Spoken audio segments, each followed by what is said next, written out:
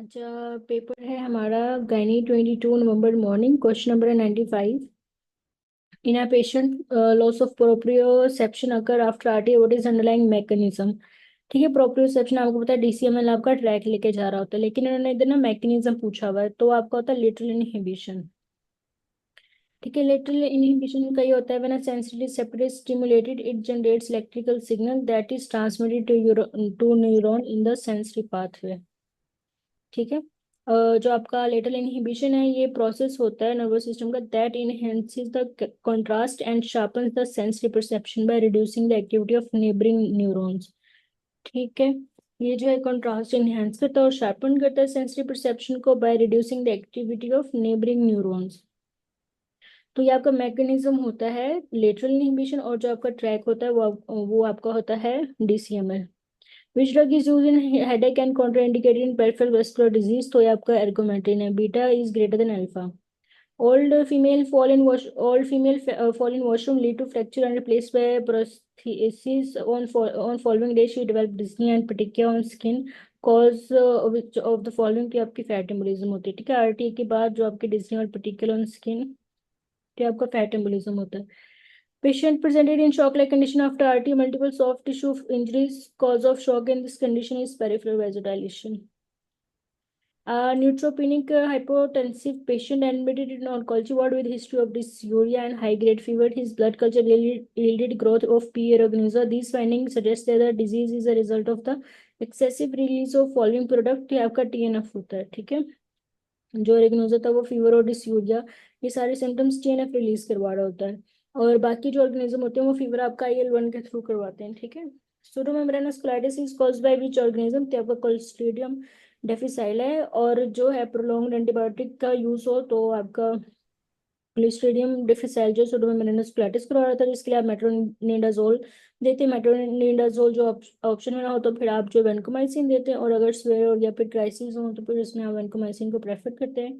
Diabetic patient with peripheral neuropathy, which structure prevent attack of toxic material to other structure damage in this patient, तो ये आपके endothelial cells होते हैं। ठीक है, पेरिफेरल न्यूरोपैथी में आपके जो एंडोथेलियल सेल्स हैं या क्रोनिक इन्फेक्शन या डायबिटीज हो तो वो डैमेज होते हैं। ठीक है, और वो आपके जो है ना प्रिवेंट कर रहे होते हैं अटैक ऑफ टॉक्सिक मटेरियल्स। ठीक है, और अगर ये डैमेज हो जाए तो आपकी फिर ये पेरिफेरल न्यूरोपैथी हो रही होती है। ठीक है, और आपके जो न्यूरॉन्स हैं उसकी न्यूट्रिशन वगैरह जो है वो नहीं हो पा रही होती, तो जो ये आपका है डायबिटिक न्यूरो पेरिफेरल न्यूरोपैथी हो रही होती है। और आपको पता है एंडोथेलियल सेल्स जो आपके ब्लड ब्रेन बैरियर बना रहे होते हैं। ठीक है, ब्रेन में blood brain barrier. Diabetic hypertensive patient having myxoedema presented with BP 200 over 100 which drug should be given. ठीक है, डायबिटिक हाइपरटेंसिव पेशेंट है, डायबिटिक पेशेंट है, अब वो हाइपरटेंसिव है। ठीक है, तो उसमें आप कैप्टोप्रिल देंगे। और एक MCQ आता है, पेशेंट जो है हाइपरटेंसिव है, ओल्ड एज है, हाइपरटेंसिव, और अब वो डायबिटीज उसको जो है डायग्नोज हुई है, तो उसमें आप टॉलब्यूटामाइड देते हैं। अच्छा, patient brought to ER unconscious, there is breathing problem, empty bottle of aspirin found, how bicarb will act, तो increase tubular secretion of aspirin। एक तो आपकी जो है अल्कलाइनेजेशन ऑफ यूरिन करवाता है, ये ऑप्शन आता है। ठीक है, अल्कलाइन आपका यूरिन की अल्कलाइनेजेशन करवाता है। दूसरा ये आता है कि increase tubular secretion of aspirin. ठीक है, बाइकार्ब वो एंटीडोट होता है आपका एस्पिरिन का, उसकी ट्यूबुलर एक्सक्रीशन करवा रहा होता है बाइकार्ब एस्पिरिन की। अच्छा, क्वेश्चन नंबर 104 है, leucovorin is use to prevent side effect of methotrexate. ठीक है, ये जो है ना मेथोट्रेक्सेट जब दे रहे होते हैं ना पेशेंट को, तो उसके साथ ना फॉलिक एसिड भी दे रहे होते हैं। ठीक है, तो जो ये लिकोविडिन है ना, ये एक्टिव फॉर्म होती है फॉलिक एसिड की। तो ये जो है इफेक्टिवनेस को इंक्रीज करती है और टॉक्सिसिटी को डिक्रीज कर रही होती है मेथोट्रेक्सेट की। ठीक है, तो ये लुकोविडिन जो है ये देते हैं मेथोट्रेक्सेट के साथ। Which drug has action similar to atropine, तो ये स्कोपोलामिन होती है। दोनों ही आपके एंटीकोलिनर्जिक हैं। Patient with lower back ache and pain radiate to thigh and leg and shows disc herniation at L4 and L5 which nerve root is compressed पूछे तो आप L5 चूज करेंगे, नीचे वाली जो है। ठीक है, और प्रेजेंट पूछते हैं तो उसमें L4 होती है। MCQ है 107।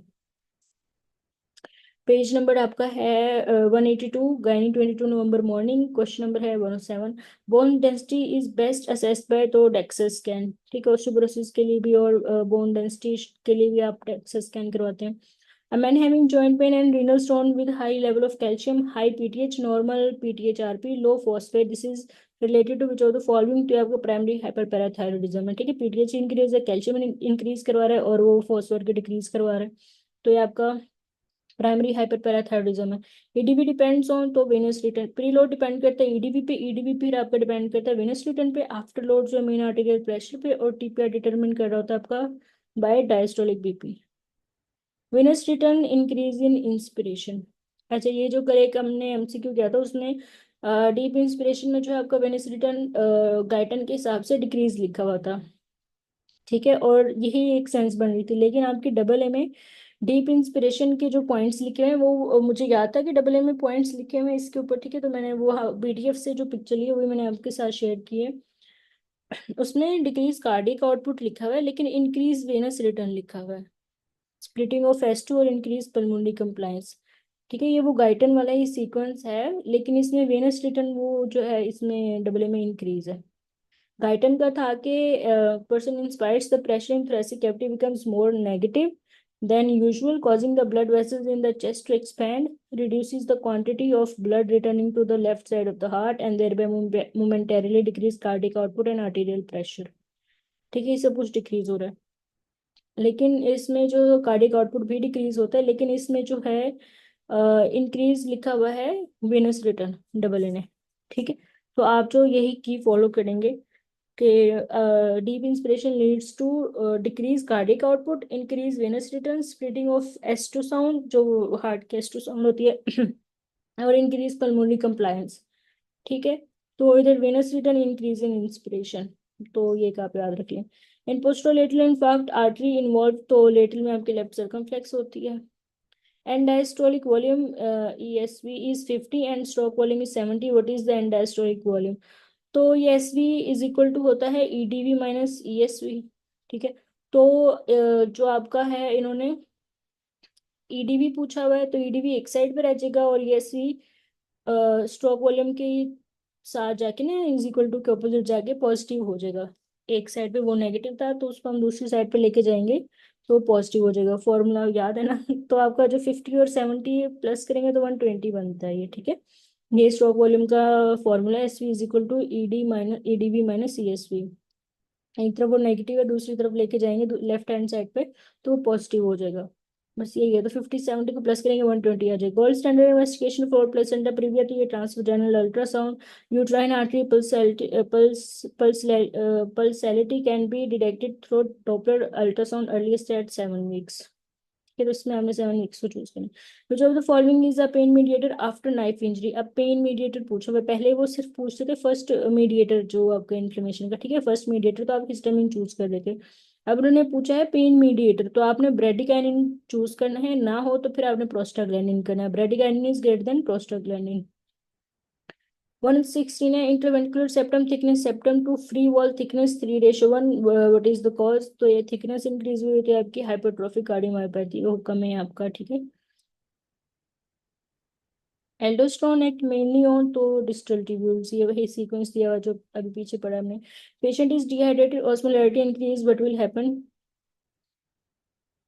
डिहाइड्रेटेड है और प्लाज्मा ऑस्मोलैरिटी इंक्रीज है। ठीक है, तो inhibit volume in osmoreceptors and stimulate ADH secretion. ठीक है, वो इनहिबिट करेगा आपको वॉल्यूम और ऑस्मोरिसेप्टर्स को, और वॉल्यूम आपका कम है और फिर स्टिमुलेट करेगा ADH सिक्रीशन को। क्वेश्चन 19 है right shift of oxygen dissociation तो decrease partial pressure of oxygen. ठीक है, अब हर चीज जो है राइट शिफ्ट में इंक्रीज करती है, लेकिन ये एक पॉइंट है जो आई थिंक रफी में नहीं लिखा, decrease partial pressure of oxygen. ये किस तरह से होता है कि ये हाई एल्टीट्यूड पे या हाइट पे हिली एरियाज पे जाते हैं ना, तो वहाँ पे पार्शियल प्रेशर ऑफ ऑक्सीजन ना डिक्रीज होता है। तो आपकी बॉडी उस वक्त तो जो है हाइपर वेंटिलेट कर रही होती है। ठीक है, वहां पे रेस्पिरेटरी अल्कोसिस होता है। खैर वो एक दूसरे भी क्वेश्चन है। अच्छा, जब आपकी बॉडी जो हिली एरियाज या हाई एल्टीट्यूड पे होती है तो वहां पे ऑक्सीजन कम होता है। तो जितना भी ऑक्सीजन आपकी हीमोग्लोबिन के साथ अटैच होता है वो कोशिश करता है क्या है टिश्यूज में डिलीवर कर दे, क्योंकि ऑक्सीजन की कमी है, तो जितना होता है वो कोशिश होती है उसकी कि वो डिलीवर कर दे ऑक्सीजन के। ठीक है, हाइपोक्सीमिया की जो है कंडीशन हुई होती है, तो जितना भी ऑक्सीजन हीमोग्लोबिन के पास होता है वो जो उसको टिश्यूज को दे देता है। इसलिए जो अगर टिश्यूज को डिलीवरी हो रही है तो इसका मतलब राइट शिफ्ट ऑफ हुई है ना, ऑफ ऑक्सीजन डिसोसिएशन का। ठीक है, तो जब डिक्रीज पार्शियल प्रेशर होगा ऑक्सीजन का, तो थोड़ा आपकी हाइपोक्सीमिया की कंडीशन होगी, तो जितना भी ऑक्सीजन है ना आपकी हीमोग्लोबिन के साथ बाइंड, तो वो उसको टिश्यूज को डिलीवर कर देगा, इसलिए राइट शिफ्ट होती है। ठीक है, अब ये decrease partial pressure of oxygen देके आप जो हो ना उसको लेफ्ट शिफ्ट ना लगा देना, वो राइट शिफ्ट ही होती है। और ये कंपनसेटरी मैकेनिज्म है ये जब हाई एल्टीट्यूड या हिली एरियाज के लिए। ठीक है, तो पार्शियल प्रेशर डिक्रीज करता है, हाइपोक्सीमिया की कंडीशन होती है, तो राइट शिफ्ट आपकी बॉडी जो राइट शिफ्ट की तरफ चली जाती है। 120 है पेशेंट हैविंग CO2 54, मैम 8118। अच्छा, इसमें आपके जो ऑस्मो रिसेप्टर्स होते हैं ना वो आपके फ्लूइड का जो है वो ऑस्मोलैरिटी डिटेक्ट कर रहे होते हैं। ठीक है, डायरेक्टली जो आपका फ्लूइड जो है ना ऑस्मो रिसेप्टर्स में कांटेक्ट में होता है, तो ये फिर आप देखते हैं अगर डिहाइड्रेशन है तो ये आपके एडीएच स्क्रीट करवा वो स्क्रीशन करवा रहे होते हैं। Stimulate volume and inhibit volume and osmoreceptors and stimulate ADH secretions। वैसे ही आपके ऑस्मोरिसेप्टर्स ही एडीएच के सिक्रीशन करवाते हैं, वो सिर्फ ऑस्मोलैरिटी को डिटेक्ट कर रहे होते हैं। ठीक है, इसका सी ऑप्शन ठीक है, inhibit volume and osmoreceptors and stimulate ADH secretion. Inhibit volume और ऑस्मोरिसेप्टर्स इसके लिए पूछ रहे हो आप। अच्छा, क्वेश्चन 120 का पेशेंट हैविंग CO2 54, पीएच 7.3, ठीक है, नियर टू नॉर्मल है, and by carb 24 upper limit पे है, and normal anion gap, which type of acid base balance. तो ये आपका जो है पार्शली कंपनसेटेड रेस्पिरेटरी एसिडोसिस है इसके डाटा में। वैसे सेंस तो एक ही बन रही थी, लेकिन मैंने डाटा से इसका जो है ना,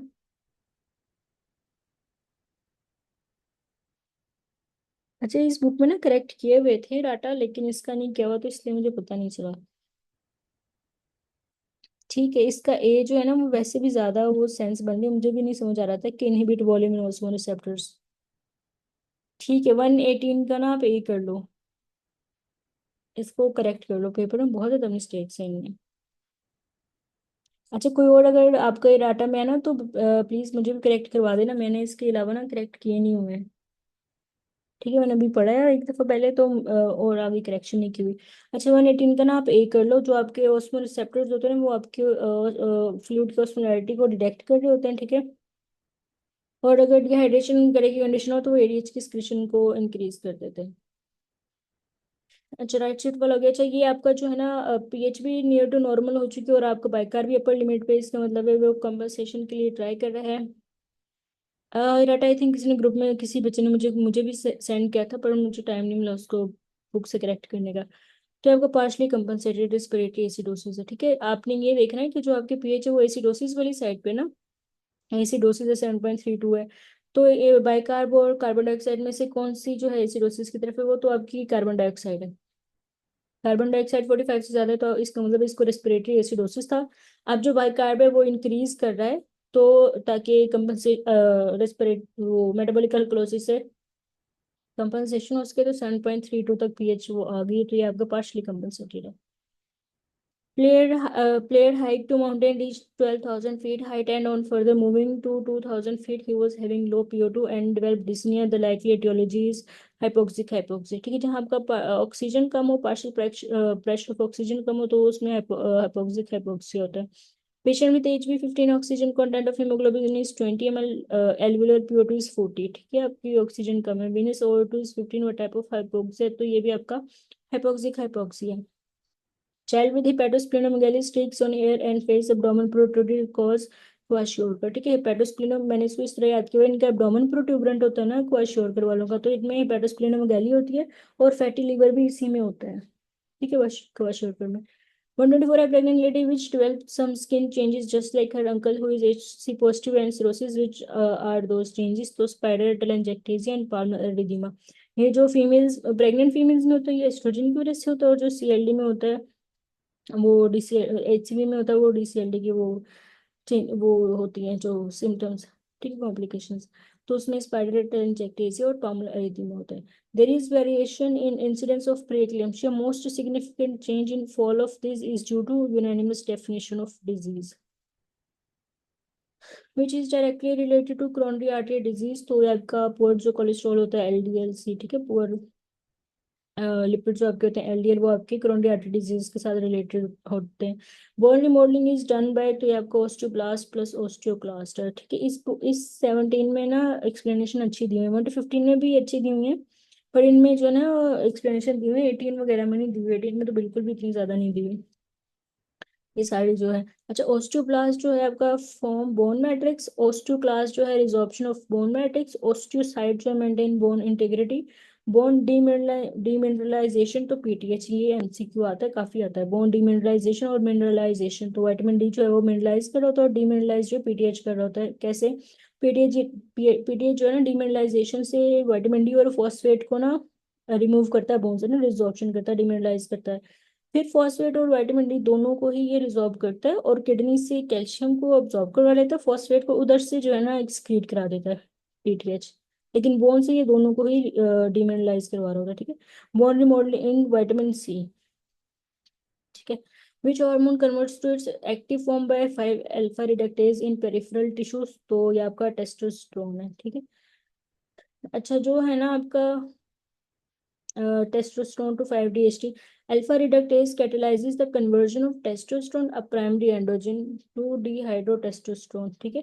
और ये कन्वर्जन करवा रहा होता है आपके स्किन में, प्रोस्टेट में, हेयर फॉलिकल्स में, ठीक है, पेरिफेरल सेल्स जो आपके इधर पेरिफेरल टिश्यूज लिखा हुआ है, तो 5 अल्फा रिडक्टेज करवा रहा होता है, ठीक है। एंडो में जो एक पेज है ना उसमें बहुत ज्यादा एक ही मतलब के पॉइंट्स लिखे हुए हैं और वो अच्छी खासी कॉन्सेप्ट है उनके पीछे, ठीक है। और उन्होंने एक एक लाइन में एक्सप्लेन किया और वो पाथवेज उन्होंने एक एक लाइन में एक्सप्लेन किए हुए, एस्ट्रोजन प्रोजेस्टेरोन वाला, ये फिर जो आपका एस्ट्रोजन स्टिमुलेट करता है, मतलब मेंस्ट्रुअल साइकिल का वो सारे पॉइंट्स ना उन्होंने लिखे हुए हैं, लेकिन उनके पीछे जो ना पूरे पूरे साइकिल हैं। तो वो आप थ्योरी की बुक से लाजमी पढ़िएगा एंडो, मतलब अब तो आपको खैर आप तो ना, ये तो नवंबर वालों के लिए, ठीक है, बस आप बस अब रट्टे लगाए। Neuro transmitter of mood is serotonin, जो सर होता है वो मूडी होता है, तो मूड के लिए सेरोटोनिन, और डोपा जो होता है वो इमोशनल होता है, ठीक है। डॉक्टर मसूमा वो जो निमोनिक्स बता रही थी सब्सटेंस नाइग्रा और डोपामिनर्जिक, ठीक है वो। तो जो आपके सेरोटोनिन होता है वो मूड मूड के लिए होता है, डोपा इमोशंस के लिए होता है। Aspirin at low dose inhibit thromboxane A two, feature of acid fast bacilli TB, तो ये माइकोलिक एसिड होता है इसके अंदर, इसलिए ये एसिड फास्ट नहीं लेता है। Child presented damage brain tissue after CVS, sorry cerebrovascular accident, तो ग्लाइल सेल्स। जब अगर आपके इस्कीमिया या सेरिब्रोवास्कुलर एक्सीडेंट सीवियर वगैरह हुआ होता है ना, तो जो सेल उधर प्रेजेंट होते हैं ना डैमेज ब्रेन सेल्स, वो ग्लायल सेल्स होते हैं, गले सड़े सेल्स, ग्लायल गले सड़े, ठीक है, उधर प्रेजेंट होते हैं वो ग्लायल सेल्स होते हैं। और दूसरा ऑप्शन आता है कि रिपेयर किससे होता है, रिपेयरिंग सेल्स कौन से होते हैं, हाँ रिपेयर में आपके एस्ट्रोसाइट्स होते हैं, ठीक है। उस तरह से जो है ना बाल जो बच्चों के बाल काट देते हैं उसके बाद जो है अच्छे बाल आते हैं ना, तो रिपेयर जो करते हैं एस्ट्रोसाइट्स करते हैं, और जो वहाँ पे सेल प्रेजेंट होते हैं वो ग्लायल सेल्स होते हैं जिनको गले सड़े कहते हैं। First step in CSF formation by choroid plexus, तो active sodium secretion and ultrafiltration. Ultrafiltration post passive process होता है, लेकिन आपने याद रखना active sodium secretion and ultrafiltration. Man uncovered lying in room at 28 temperature heat loss by, ठीक है, uncovered है लेइंग इन रूम, टेबल का उन्होंने नहीं बताया हुआ तो ये रेडिएशन से होगा, ठीक है, कोई कॉन्टेक्ट नहीं बताया हुआ। Typical spinal nerve is a mixed nerve, ठीक है, आपको पता है आपके डोर्सल से सेंसरी और आपके, मैम इसका सीध उन्होंने सी किया। ठीक। अच्छा जब उन्होंने अगर, सॉरी सर। जी जी, अगर उन्होंने टेबल का जिक्र किया होता ना तो फिर आप ये कंडक्शन से कर रहे होते, उसने कोई कांटेक्ट नहीं दिया हुआ मैन का, ठीक है, तो इसलिए आपने रेडिएशन चूज किया है। नीचे एक्सप्लेनेशन में जो है ना वो अच्छा लिखा होता है, हमेशा ये एक्सप्लेनेशन हर जगह छापी होती है, ठीक है। चलो पढ़ लेते हैं एक दफे इसको। Patient naked heat loss bye radiation, patient naked and laying on surface heat loss bye conduction, patient naked and temperature mention by radiation and conduction, patient naked and humidity mention heat loss bye convection, ठीक है। इसमें आप अगर radiation plus conduction हो तो उसको choose करते हो, वरना आप जो रेडिएशन को चूज करेंगे। सरफेस नहीं दी हुई ना। टिपिकल स्पाइन जो है वो मिक्स्ड होती है, जो आपके पोस्टीरियर होन है वहां से आपकी सेंसिटी आती है, इंटीरियर से आपकी मोटर आती है, दोनों मिक्स होती हैं। और फिर जो है मिक्स नर्व, स्पाइनल नर्व्स आपकी जो डोर्सल रेमस से जाती हैं वो आपकी बैक को सप्लाई करती हैं, वेंट्रल वाली आपकी ट्रंक को सप्लाई करती हैं। एमएससी फंक्शन होता है immune recognition. Polyarteritis nodosa diagnosed by fibrinoid necrosis, जितने भी आपके ब्लड वेसल या वेस्कुलाइटिस होता है उनमें नेक्रोसिस आपकी फिब्रिनोइड नेक्रोसिस होती है। Easiest way to measure clearance of drug तो प्लाज्मा हाफ लाइफ से मेजर करते हैं। Person is infected with staph aureus, what is the role of lymphatic in immune response. ठीक है, उन्होंने ऊपर आई थिंक इसके ना स्टेम ये हाफ है, तो उन्होंने ऊपर सिनेरियो देने की कोशिश की नीचे, लेकिन क्वेश्चन ये है what is the role of lymphatics in immune response, तो return of fluid back to circulation. ठीक है, द लिम्फेटिक सिस्टम क्या करता है, ये जो आपकी एक्सेस इंटरस्टिशियल फ्लूइड होता है ना from tissues return back to blood stream. ठीक है, जो आपका एक्सेस इंटरस्टिशियल फ्लूइड होता है उसको बैक टू ब्लड स्ट्रीम लेके जा रहा होता है ये आपका। इसलिए जब भी हेमरेज होता है या इंक्रीज ऑनकोटिक प्रेशर होता है ना, तो इसकी लिम्फेटिक फ्लो जो ऑब्स्ट्रक्शन हो जाती है। तो ये जो है ना return fluid back to circulation. A patient has muscle tetanic contraction on first post op day of thyroidectomy, this is due to hypocalcaemic tetany. ठीक है, उसके पैराथायरॉइड रिमूव हो गए तो पेशेंट को ना नेक्स्ट डे ही जो है उसकी नमनेस अराउंड माउथ, उसकी नमनेस या उसके ये टेटनिक कॉन्ट्रैक्शंस, ठीक है, हाइपोकैल्सेमिक टेटनी, ये सारे सिम्टम्स आना स्टार्ट हो जाती हैं। With rapidly repeated stimulus to skeletal muscle, activation of contractile mechanism occur repeatedly before any relaxation has occurred. Continuous contraction without relaxation. ये आपकी जो है इसमें मेन एक लाइन है, continuous contraction without relaxation and individual response run into one another. Such response is called tetanic contraction. अब इसको इसी तरह याद रखिए, टेटनिक कॉन्ट्रैक्शन है तो वो कंटिन्यूस कॉन्ट्रैक्टेड है, तो नो रिलैक्सेशन पीरियड। ठीक है, और टेटनी में ये होता है कि है some relaxing period, relaxation in between. Middle age non ESRD list for haemodialysis multiple transfusion done normocytic normochromic anaemia, what is most appropriate therapy. ठीक है, तो इसमें आप सबका एरिथ्रोपोइटिन देते हैं। ESRD में आपको पता है क्वेश्चन आता है कि आपके जो पेरिट्यूबुलर सेल्स है वो अफेक्ट होते हैं और अनीमिया हो रहा होता है। ठीक है, और इसमें जो अनीमिया उन्होंने नॉर्मोसिटिक नॉर्मोक्रोमिक दिया है, तो आप इसमें एरिथ्रोपोइटिन की डेफिशिएंसी होती है तो आप सबका एरिथ्रोपोइटिन देते हैं। Girl comes with increased fragility with increased pigmentation on all body and splenomegaly having HB8 MCV 58 MCHC 38 ferritin 2000। ferritin बहुत ज्यादा उसका। ठीक है, बाकी पिक्चर आईडीआई की, इसका मतलब है कि थैलेसीमिक पेशेंट उसको बार बार ब्लड लगता है। ठीक है, what is the suitable management, तो ये आपकी डिफ्लॉक्सिमिन होती है। जब फेरेटिन इतना ज्यादा होता है आप आयरन चिलेटर्स देते हैं, और डिफ्लॉक्सिमिन का एमसीक्यू आता है और आप डिफ्लॉक्सिमिन को चूज करते हैं। ठीक है, आयरन चिलेटर आपको पता 50 to 300 होती है नॉर्मल वैल्यू, तो ये बहुत ज्यादा 2000 है फेरेटिन की। Phrenicocolic ligament damage it supports which structure, तो ये आपकी स्प्लीन को सपोर्ट करता है। ठीक है, इसकी पिक्चर मैंने आपको भेजी फ्रेनिकोलिक की। Area for mitral valve auscultation is which of the following, तो ये आपका mid clavicular line of left fifth intercostal space. ठीक है, मिड क्लेविकुलर लाइन और left fifth intercostal space. Common cause of non obstetrical death in our country, तो वो heart disease की वजह से होती है। Patient undergoing workup for primary infertility, most reliable indicator for ovulation is thick cervical mucus with no fern। ठीक है, ये उसकी मैंने वो पिक्चर भेजी थी। अच्छा, अच्छी वीडियोज आई हैं। जो आपका होता है ना फर्निंग पैटर्न रेफर्स, अच्छा ये ना आपकी ferning occurs due to high salt content. ठीक है, तो जो आपकी टाइम फर्टाइल विंडो होती है ना उसमें आपके जो है when estrogen level peaks, this is the when the cervical mucus is most conductive to sperm survival and transport indicates the fertile window।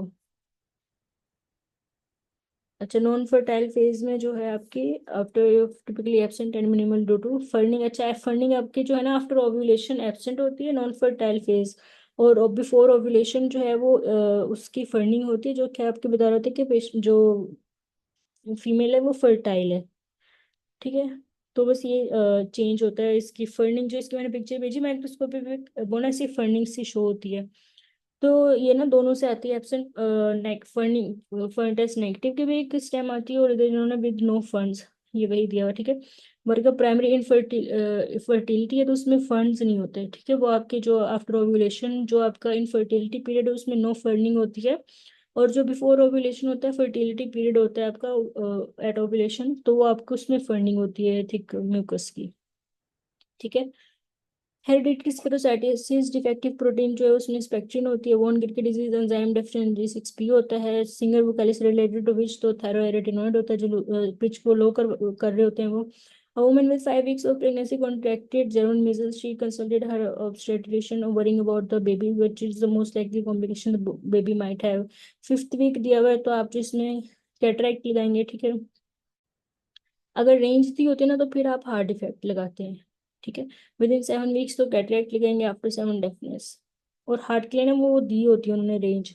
Patient from hill station having labour pain, ECG done, foetus normal still which normally can be present, तो PD होती है, क्योंकि जो आपके muscle contract करते हैं वो या लिगामेंटम जो आपका ये आर्टरियोसिस जो है, डक्टस आर्टरियोसिस आर्टरियोसिस जो क्लोज होता है वो ऑक्सीजन इनहेलेशन के बाद होता है। ठीक है। तो हिलियस पे ऑक्सीजन कम होता है, तो पीडी के चांसेस ज्यादा हो जाते हैं। Umbilical artery carries deoxygen blood to the placenta. अच्छा, ये भी ऑपोजिट होता है। अम्बिलिकल आर्टरी जो कैरी करती है डीऑक्सीजन ब्लड करती है फ्रॉम फीटस टुवर्ड्स प्लेसेंटा। और अम्बिलिकल वेन जो है वो आपकी ऑक्सीजनेटेड कर रही होती है। 151 का।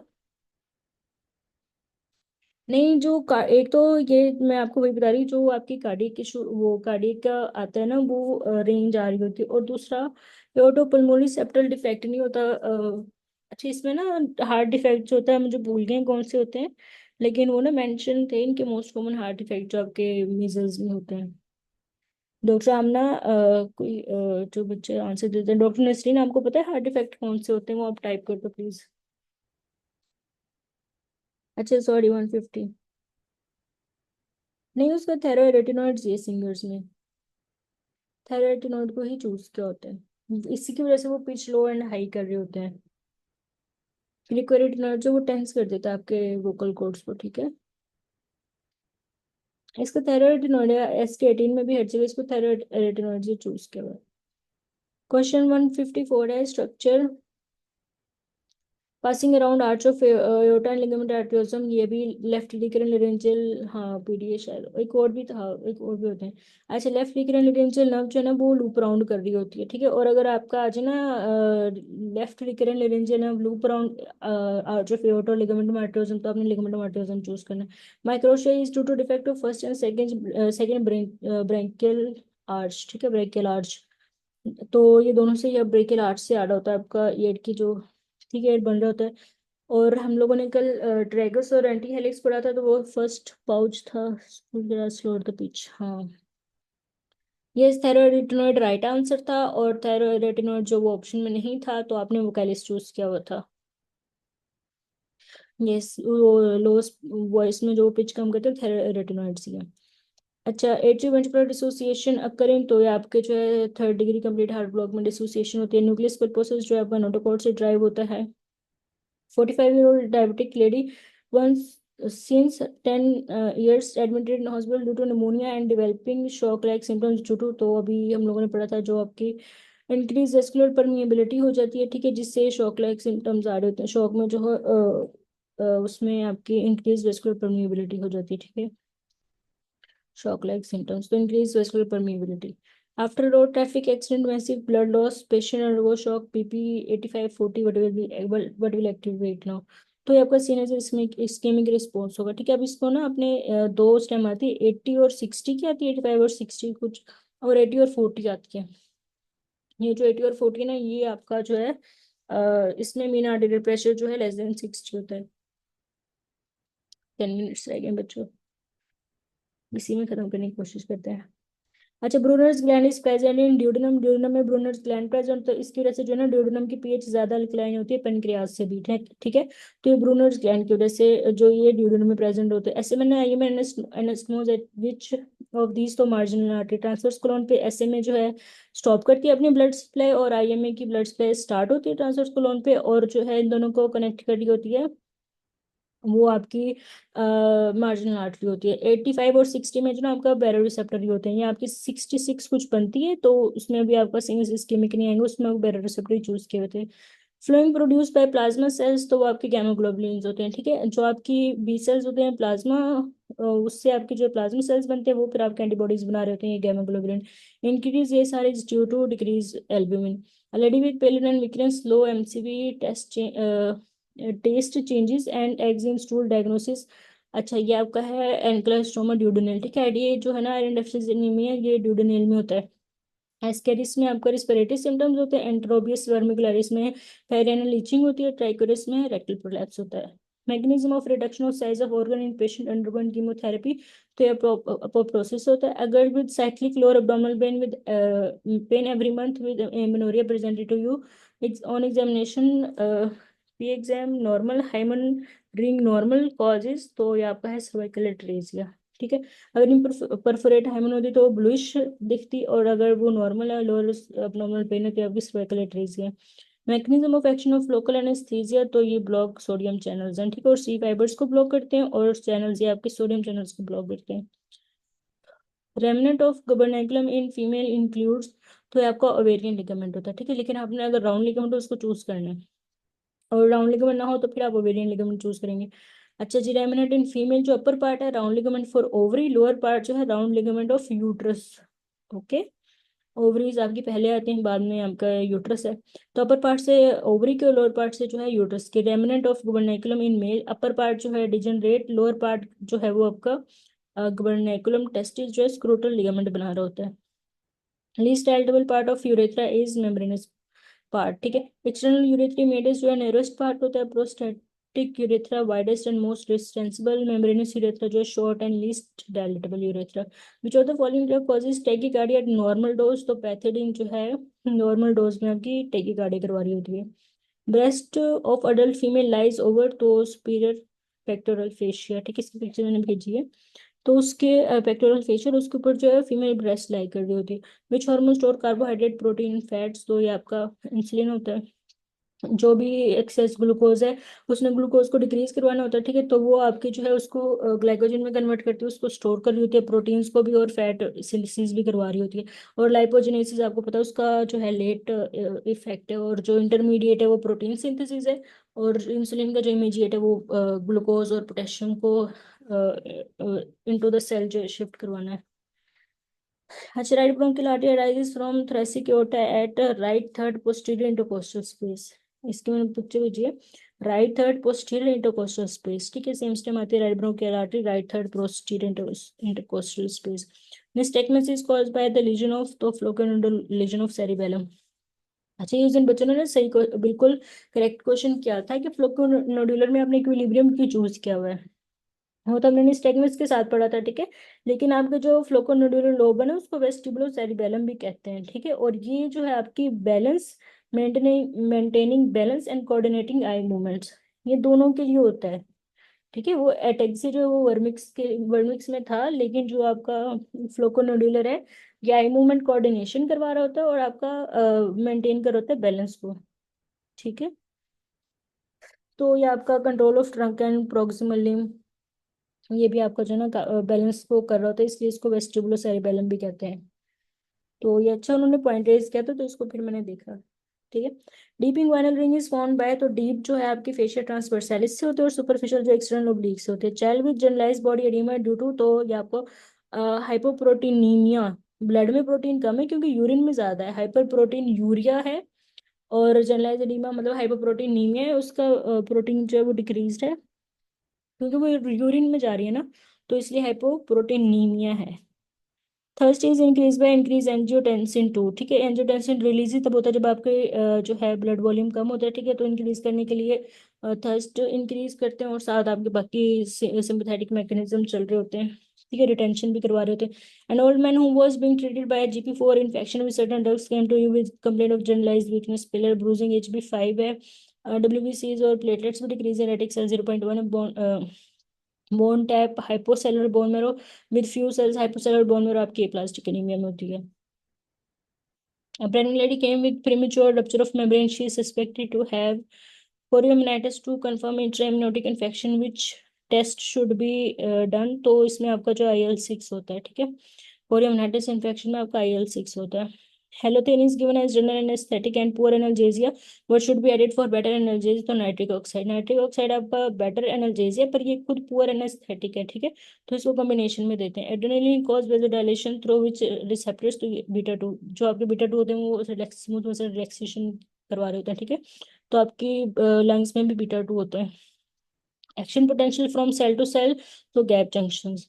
Pregnancy, in pregnancy iron deficiency anaemia is best diagnosed by, तो सीरम फेरेटिन बेस्ट जो ओनली टेस्ट है। अच्छा, इमीडिएट एक्शन ऑफ इंसुलिन जो है आपका entry, potassium entry into cell, ये मैंने जो नीचे एक्सप्लेनेशन दी हुई है नहीं, मैंने आपको अभी बताई है, ठीक है। इसका इंटरमीडिएट होता है, फिर जो है इसका एक इमीडिएट होता है, इंटरमीडिएट होता है, और फिर एक लेट होता है। Feature common in simple and facilitated diffusion of glucose, तो ये है आपका occurs down and electrochemical gradient. बच्चों, नींद में ना मेरी आवाज चेंज हो जाती है लेकिन आई होप आप लोगों को समझ आ गई हो। अच्छा, सिंपल और फैसिलिटेटेड डिफ्यूजन में जो है कॉमन वो आपका occurs down and electrochemical gradient, ठीक है। फाइनली हमारा गायनी का पेपर हो गया आज का, ठीक है। अब आप लोग कोई क्वेश्चन वगैरह पूछ लो, कुछ समझना है, कुछ रिपीट करना हो, एनीथिंग। और वो आप वो अ, किसकी की चेंज करवाई थी, 118 की, तो 118 के जो है ना की चेंज कर लें, उसको अल्फा कर लें, ठीक है। वो स्टिमुलेट करवा रहा होता है ऑस्मोरिसेप्टर्स को भी और जो है एडीएच को भी। 177, ओके। 177 है आपका। Thirst is increase by angiotensin two. अच्छा, ये देखें, आपका एंजियोटेंसिन टू रिलीज कब होता है? जब आपका ब्लड वॉल्यूम कम होता है, या किसी भी हेमरेज की वजह से, या प्रोलोंग, अच्छा डिहाइड्रेशन में तो रेनिन इतनी जल्दी रिलीज नहीं होता, लेकिन फिर भी जो आपके ब्लड वॉल्यूम जो है, सोचे हेमरेज की वजह से डिक्रीज है, और आपका जो है रेनिन एंजियोटेंसिन सिस्टम एक्टिवेट हो गया हुआ है, ठीक है। अब वो रेनिन एंजियोटेंसिन सिस्टम ने क्या करवाना होता है, एक तो आपकी जो सिंपथेटिक स्टिमुलेशन आपकी करवाई हुई रीनल आर्टरीज, वो रीनल नर्व से, ठीक है, वाटर वो रिटेंशन भी करवा रहे होते हैं आपका, ठीक है, वेसोकंस्ट्रिक्शन भी हो रही होती है। दूसरा आपका थर्स्ट सेंटर जो, उसको भी एक्टिवेट कर देते कि ज्यादा से ज्यादा पानी पिए ना। इमीडिएट एक्शन है एंजियोटेंसिन टू, क्या मैं राइट? क्या मतलब बच्चों? Thirst is increase by angiotensin two, ठीक तो है एंजियोटेंसिन टू। 177 बोला है ना उन्होंने। अच्छा, तो आपका ब्लड वो जो है ना वॉल्यूम कम है, तो थर्स्ट से जो है वो इसलिए होता है ताकि आप ज़्यादा से ज़्यादा पानी पिए, ठीक है, और आपका जो है वॉल्यूम बेटर हो सके। तो इसलिए जो एंजियोटेंसिन टू जो है फ्लूइड को जो है उसके लेवल को नॉर्मल करने की कोशिश कर रहा होता है, ठीक है। 118 का ये है। 117 की 117 की जो है वही है, 118 की है। 117 की डिस्टल ट्यूब्यूल्स ही है। 117 की बच्चों,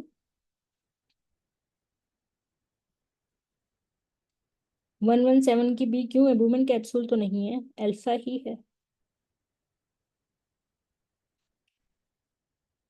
118 की चेंज करवाइए, उसको आप अल्फा कर लो। 117 की ठीक है, वो अल्फा ही है, एल्डोस्टेरोन वाला। बाकी और ऑप्शन दिए नहीं हुए, तो आपने डिस्टल ट्यूब्यूल करना, ठीक है।